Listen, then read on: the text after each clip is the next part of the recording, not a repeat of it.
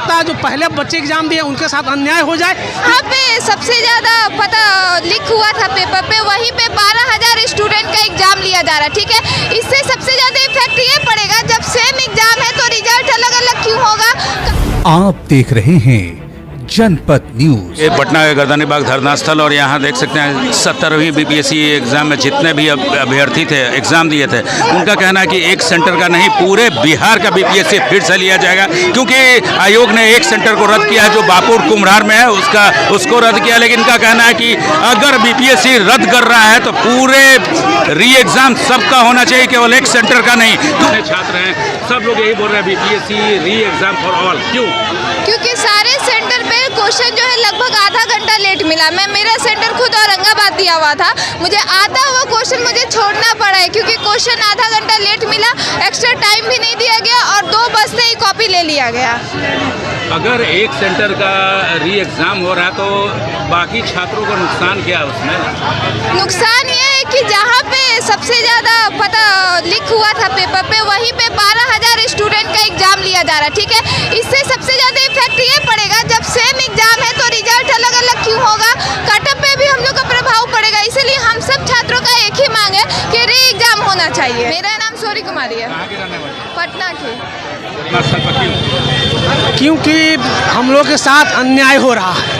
जिस प्रकार से आयोग ने परीक्षा की प्रक्रिया को संचालित किया, उसमें महत्वपूर्ण रूप से पटना जैसे शहर में जहां सारा प्रशासनिक महकमा है वहां परीक्षा में गड़बड़ी होती है और आयोग कहती है कि वहां हम फिर से एग्ज़ाम लेंगे।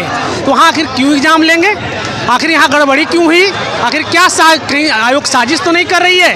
क्योंकि यह एक महत्वपूर्ण सेंटर है जहाँ अच्छे से एग्ज़ाम होना चाहिए था। तो हम लोग को संदेह कि अगर एक ही एग्ज़ाम है उसमें आप 2 पेपर करेंगे, क्योंकि इनके लिए एक नया पेपर तैयार करेंगे, तो नया पेपर तैयार करेंगे तो एक एग्ज़ाम में 2 कटअप आप बनाएंगे। तो 2 कटअप बनाएंगे तो आप कैसे तय करेंगे कि कौन सा पेपर हार्ड है कौन सा पेपर आसान है?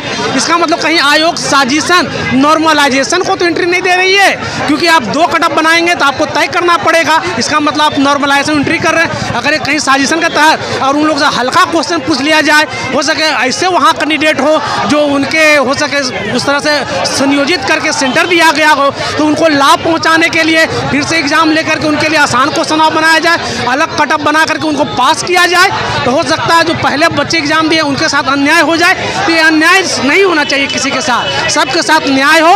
इसलिए एक एग्जाम एक कटअप, इसलिए री एग्जाम होनी चाहिए। किसी के साथ किसी को लाभ नहीं देना है और किसी के साथ अन्याय नहीं करना है। आयोग सबके साथ न्याय करे, इसलिए हम लोग चाह रहे हैं कि फिर से री एग्जाम हो। जहाँ तक बीपीएससी का बात है तो वो इंटीग्रेटेड 70th बीपीएससी यानी एकीकृत 70th बीपीएससी एग्जामिनेशन, उसका नाम ही है कि आप इंटीग्रेटेड एक साथ ले रहे हैं एग्ज़ाम को।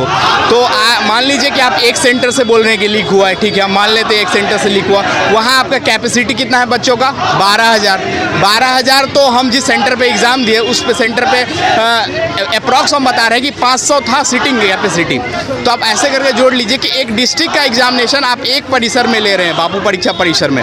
तो पहली बात तो ये आपके एक डिस्ट्रिक्ट के बराबर हो गया। ऊपर से एग्जामिनेशन अगर आप कुछ 12,000 स्टूडेंट के साथ आप अलग से ले रहे हैं एग्ज़ाम, और फिर और जो बचे हुए स्टूडेंट उनका अलग से एग्ज़ाम, तो एक ही पेपर के लिए 2 एग्ज़ाम कहाँ तक जायज़ है? अब बताइए, क्योंकि प्रिपरेशन का लेवल तो सबका वही है, आप 2 एग्ज़ाम क्यों लीजिएगा? जब इंटीग्रेटेड है, एकीकृत है, तो आप लीक हुआ वो आपकी मिसमैनेजमेंट है। आप फिर से री exam all over the student के लीजिए कि अगर ये बताइएगा, अगर एक सेंटर का रद्द हुआ है एग्जाम तो उनको कुछ आपको लग रहा है कि एडेड बेनिफिट है इसमें? बिल्कुल बेनिफिट है। कैसे बेनिफिट है? आप हम लोगों को जो मतलब क्वेश्चन का सेट दिए थे वो H समथिंग से शुरू हुआ था, GHIJ जो कुछ भी आपका क्वेश्चन पहले से बना हुआ था, आप नॉर्मलाइजेशन करने के मूड में थे, तो आप जो क्वेश्चन दीजिएगा आपके पास ऑलरेडी क्वेश्चन बना हुआ है, या आप बनाइएगा तो पैटर्न तो आप वही रखिएगा, या पैटर्न हार्ड करिएगा तो उन लोगों को नुकसान होगा, ईजी करिएगा तो उन लोगों को पैटर्न पता चल गया। तो कहाँ से ट्रांसपेरेंसी आया है आपकी एग्ज़ाम लेने में?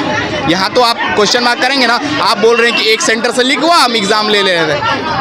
आप ले रहे हैं 17th बीपीएससी अखिल भारतीय सेवा जो होता है उसमें राज्य लोक सेवा आयोग का परीक्षा ले रहे हैं। आप किसी ग्रुप डी या चपरासी का परीक्षा नहीं ले रहे हैं कि आप अलग अलग सेंटर पे अलग अलग एग्ज़ाम ले रहे हैं। तो आपको सोचना चाहिए इन चीज़ों से। आपने उस दिन प्रेस कॉन्फ्रेंस किया, ठीक है, हम लोग वेट में थे कि कुछ ऐसा डिसीजन आए जिससे कि सबके लिए लाभान्वित हो, लेकिन आपने क्या किया, तो कुछ बच्चे को फिर से एग्ज़ाम कर रहे। हो सकता है उसमें से कुछ बच्चे उनका तबीयत सही नहीं रहे, उस दिन एग्ज़ाम ना दे पाए।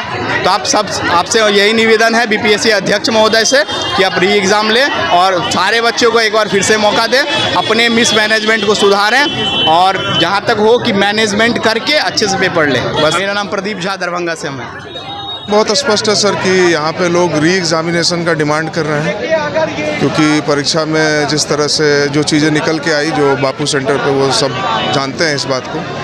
तो आयोग के द्वारा वहाँ का एग्ज़ाम कैंसिल किया गया है और बाकी परीक्षाएं नहीं रद्द की गई हैं। तो लोगों का डिमांड है कि जब एग्ज़ाम हो रहा है तो सभी बच्चों का होना चाहिए ताकि सबको लेवल प्लेइंग फील्ड मिल सके।